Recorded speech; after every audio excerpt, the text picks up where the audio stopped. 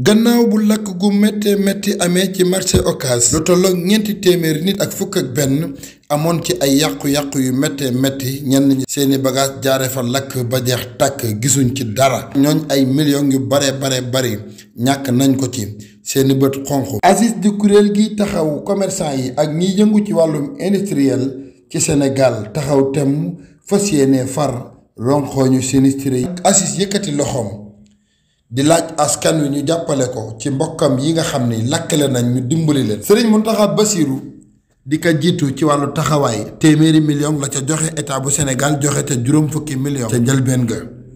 askan wi itam ku ne commerçant yi néew ji doole ji ñëpp fas yéene taxaw temm ngir dimbale ñu lakk ndax jullitay mbokkam.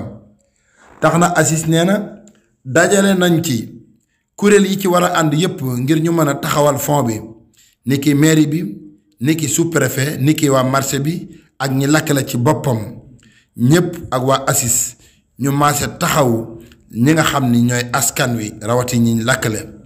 dajale nañ ca lu tolloog 234 962 500 séddale ko ci lu tolloog ñeenti téeméeri nit ak fukk ak benn maanaam 411 personnes. wax nañu leen lu toll ci 230 millions 756 205. fere nañ ci lu toll ci 3 667 650.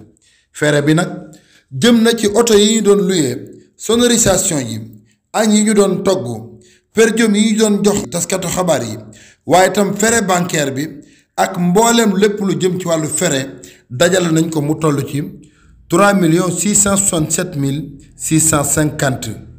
ak ñi nga xam ne ñooy commission bi ko doon liggéey toll ci ñaar fukki nit ñi jógee maire ñi jógee ci sous-préfet bi ñu leen dajalee kenn ku ci nekk jox nañ leen 50 000 francs loolu lépp ci biir fere bi la dugg. bi ñu noppee ñu desee 538 641 538 641 moo des ci xaalis bi. ACIS nee nañ ku ci gën a bëgg lu leer ba ci détaillé bi boo fa accès danañu la jébbal détaillé bi yépp.